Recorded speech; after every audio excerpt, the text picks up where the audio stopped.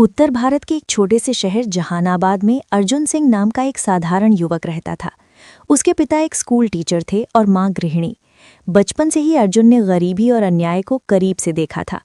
जब गांव में सड़क नहीं बनती थी, अस्पताल में दवा नहीं मिलती थी, तब अर्जुन के अंदर गुस्सा और बदलाव की आग जल उठती थी। एक दिन उसने अपने दोस्तों से कहा, अगर सिस्टम खराब है तो हमें सिस्टम बदलना होगा। धीरे धीरे अर्जुन ने लोगों की मदद करना शुरू किया। किसी का राशन कार्ड बनवाना, किसी की पेंशन दिलवाना, किसी का इलाज करवाना। लोग उसे प्यार से अपना बेटा कहने लगे। अर्जुन की लोकप्रियता बढ़ने लगी।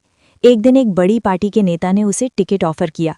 शुरुआत में अर्जुन हिचकिचाया।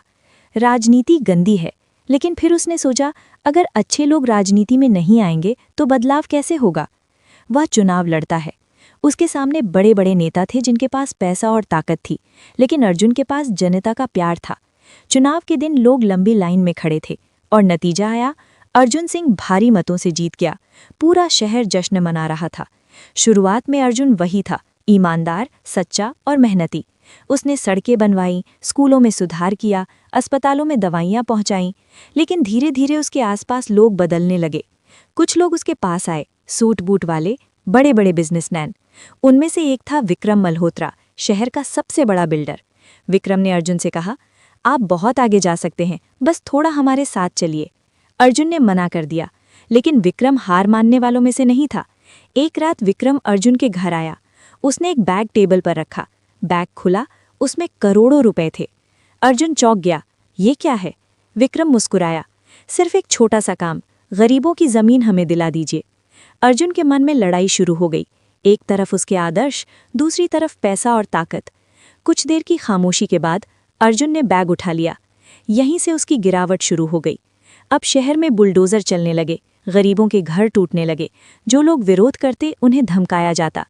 अर्जुन अब बदल चुका था। वो कहता, ये विकास के लिए ज़रूरी है, लेकिन असल में वो सिर्फ अपने फ़ायदे के लिए काम कर रहा था। शहर में एक समाजसेवी था, रवि कुमार। रवि ईमानदार और निडर था। उसे शक हुआ कि अर्जुन कुछ गलत कर रहा है। उसने जांच शुरू की। फाइलें, जमीन के कागज, बैंक ट्रांजैक्शन। धीरे धीरे सच सामने आने लगा। रवि ने कहा, मैं इसे सबके सामने लाऊंगा। जब अर्जुन को पता चला कि रवि उसके खिलाफ सबूत जुटा रहा है तो वो डर गया। विक्रम ने कहा, अगर वो बोल गया तो सब खत्म। अर्जुन परेशान था। उसके सामने दो रास्ते थे, सच कबूल करना या सच को हमेशा के लिए खत्म करना। उसने गलत रास्ता चुना। एक अंधेरी रात रवि अपने घर लौट रहा था। अचानक कुछ गुंडे आए और उस पर हमला कर दिया। कुछ ही मिनटों में सब खत्म हो गया। अगले दिन खबर फैली, समाजसेवी रवि की हत्या। पूरा शहर हिल गया। अर्जुन ने प्रेस कॉन्फ्रेंस की। आंखों में नकली आंसू थे।